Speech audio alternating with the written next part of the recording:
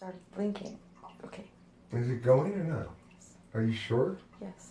Okay.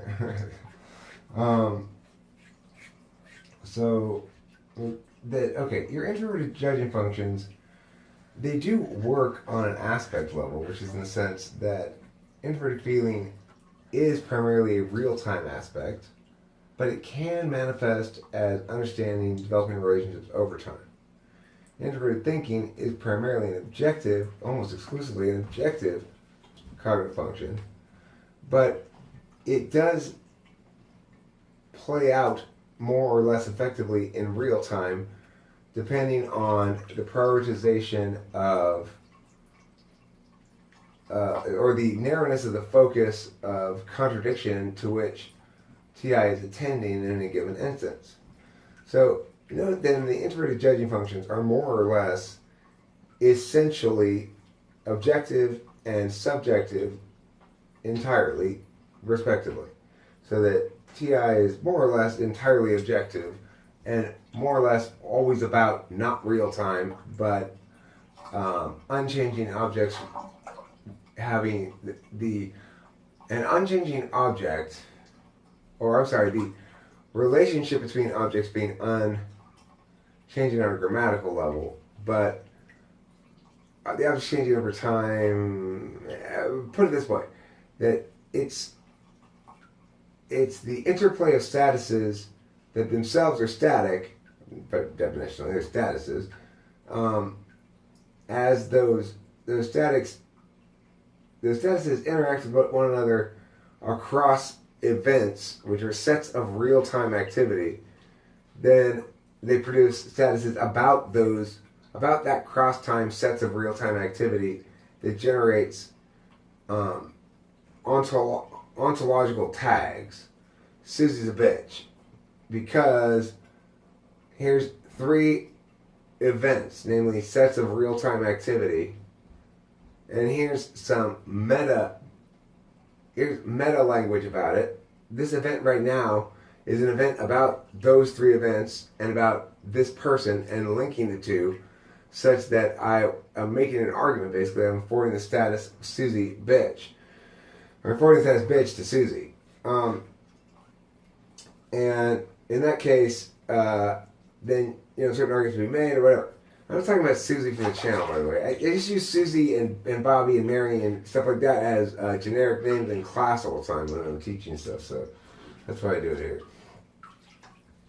All right. Well, so that's the notion about the introverted judging functions. Is that basically introverted feeling is entirely experiential and entirely subjective in a way that makes metaphysical objective meanings concrete, real, and authentic to the individual, and weighted, felt, impactful. Whereas TI is the exact opposite. It is almost entirely objective. It is about disinterest, whereas FI is about the interested party in itself and your feelings about your stuff. So it's like it may be your strong feelings about Joey over there. If Joey's getting busted by the cops, you may feel strongly against the cops and for Joey, but if it's FI, you're going to feel strongly against the cops and for Joey, even if Joey is actually guilty of a real crime and needs to be busted. If it's TI, you'll only feel mad at the cops if Joey's not guilty of a real crime. If you think that Joey has seriously harmed somebody in a malicious fashion, then you're probably going to indicate to Joey that, well, it's justice. I don't relish your suffering, but I acknowledge that justice is necessary in this instance. So the difference between TI and FI is illustrated in that illustration, and it's basically interest versus disinterest, and they're entirely themselves, as I've indicated. Now, I spent a lot of time beating that dead horse. Let's move on to the next one. The interface functions, so while those ones are what they are, the interface functions are put, get, and receive. That's TE and FE.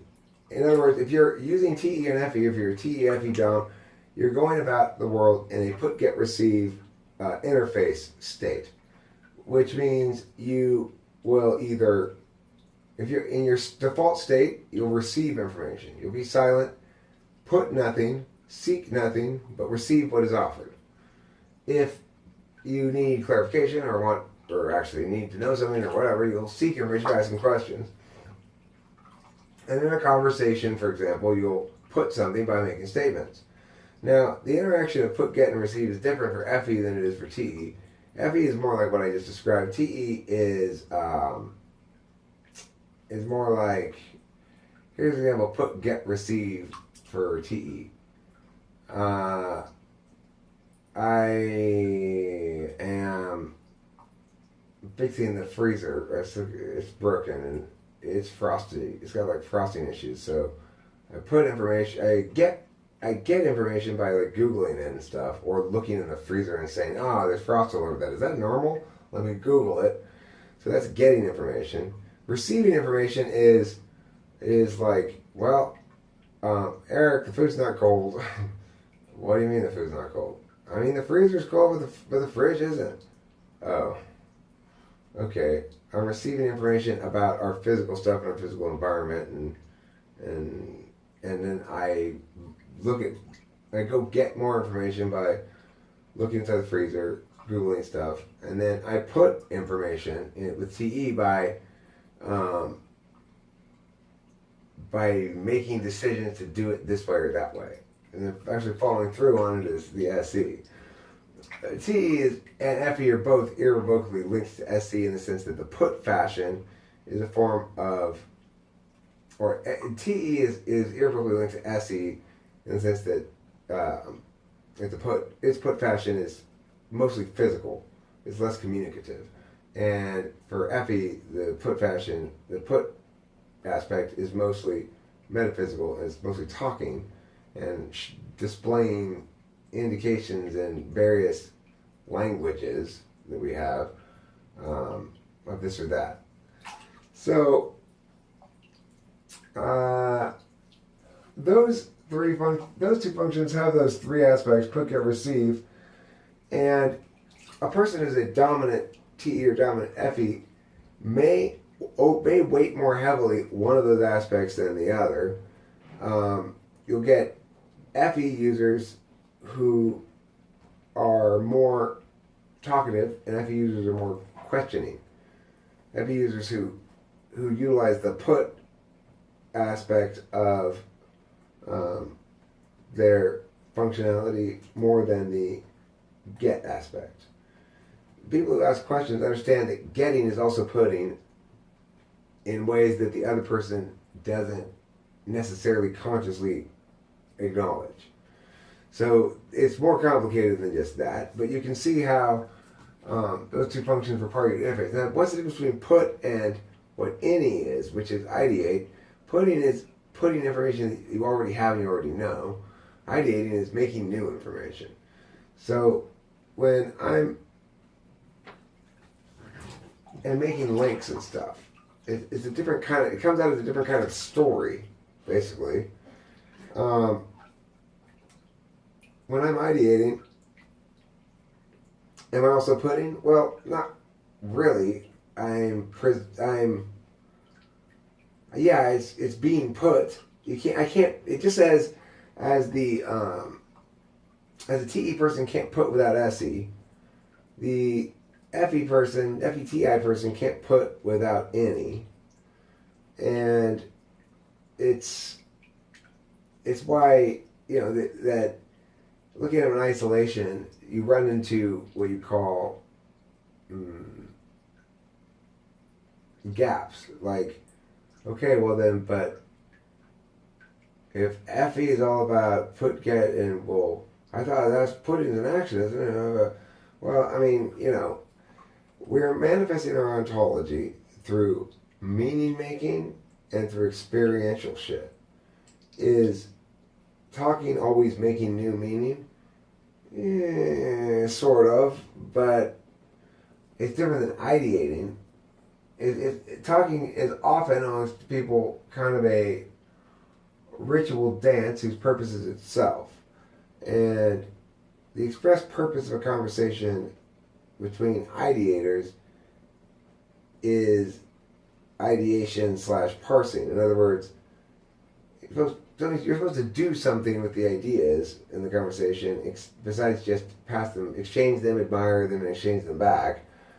And so that's one of the differences. So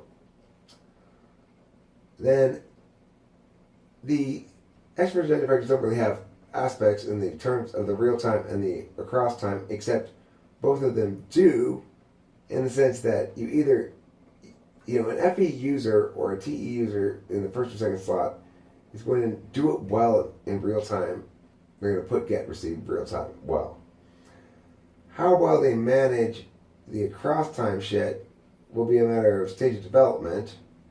TE especially is aware of time dynamics and the reality of opportunity cost in a way that grows more sophisticated over time, even for a 6-slot user like me. With FE, it's a little bit less time aware in terms of managing people's perceptions by managing the time frame. If you're an SI person, SIFE is a little less time savvy. NIFE is time savvy as fuck. So you put INFJ in there, they're going to be aware of the fact that you might remember when the last question was that they asked that was of this type, and they're going to avoid repeating that, and they're super hyper aware of that shit. Anyway,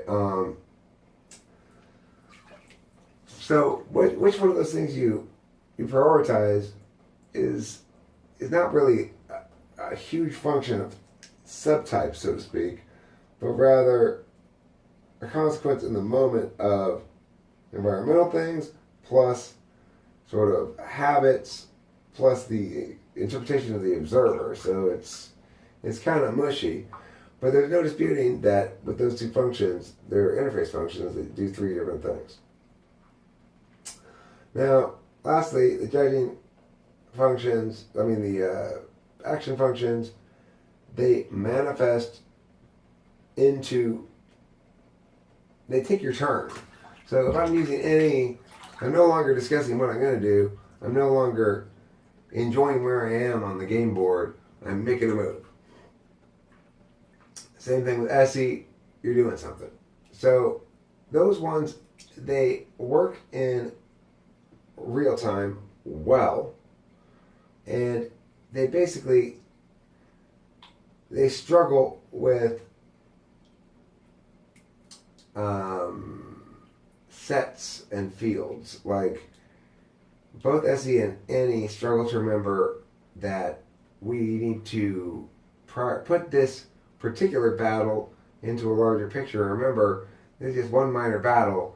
Let's not devote too many resources to it right now. Don't get caught up in what you're doing, kind of a thing. Because of course it's action functions, and that means we necessarily deliberate less. We exchange wisdom for opportunism, and it's probably a pretty straight up trait, I guess. But you can learn wisdom. You can learn opportunism too. It's again, stage development matters in those things. All right, so then when I'm talking about the aspects, how am I going to distinguish between subtypes using this aspect system? Well, first and foremost, I would say that NI is the metaphysical aspect of epistemology. SI is the physical aspect of epistemology. However, both have, in fact, they have their own version of the other half of the epistemology so that people can function.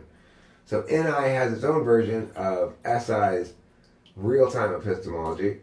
Instead of being SI's, it's basically SE. SE is NI's SI. It's in the moment. Instead of having SI to handle in the moment how you feel and what you're comfortable and what you want to do, which is what SI provides you, you have SE cover that base and say, you be aware of sensory opportunism external to you. I'm not aware of how I feel. I'm crouching silently, externally focused, not even feeling the fact that my feet are getting numb because I'm so hyper aware of the sound of every bird and twig and stuff. That SE allows NI's time management, because it's got an objective representation of reality and knowing, to shout to the NISE user, now, when it's time to shoot the arrow or whatever. That's its way of doing SI. SI does this itself all the time if you listen to it. It says, pick up that piece of trash. Now take a bath. Now I feel kind of, I'm kind of hungry. It's your nagging body. But the big takeaway from this whole conversation, I'm going to stop this video after I explain this, is you got to understand that it's impossible for us to ever download our consciousness into a machine. And the reason it's impossible for that to happen is because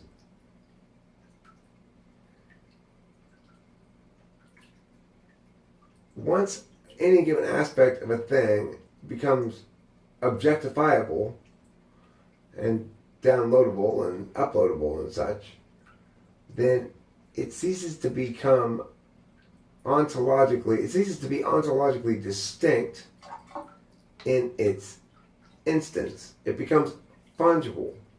It no longer is subject to the laws of instantiation and existentiality. So, because, and the reason is, and a living ontology has to be half physical and half metaphysical. To the extent that it contains the metaphysical aspects, they can be separated out, and that's what the internet is. But if, in fact, all of our identity were comprised of metaphysical aspects, and we could meaningfully contain our ontology through only metaphysical approximation, then we would never have that experience, right? That's the thing. I never had that experience of Kimberly coming over and coming in and hugging shit over and rendering into objects that experience right now as saying, well, that's what happened. I just named that event. Kimberly coming in and knocking shit over. It's now a distinct event in time. It's comprised of a set of real-time cognitions of what just happened.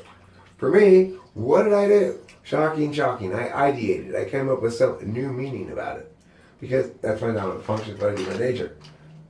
So, but if I hadn't a physical aspect, if I hadn't senses to see that happening, if I weren't able to attend to away from the feeling of my body and towards the externalities that I'm seeing, in other words, if I weren't able to switch from SI to SE and back again, then I wouldn't be able to have those experiences that comprise the whole of a living ontology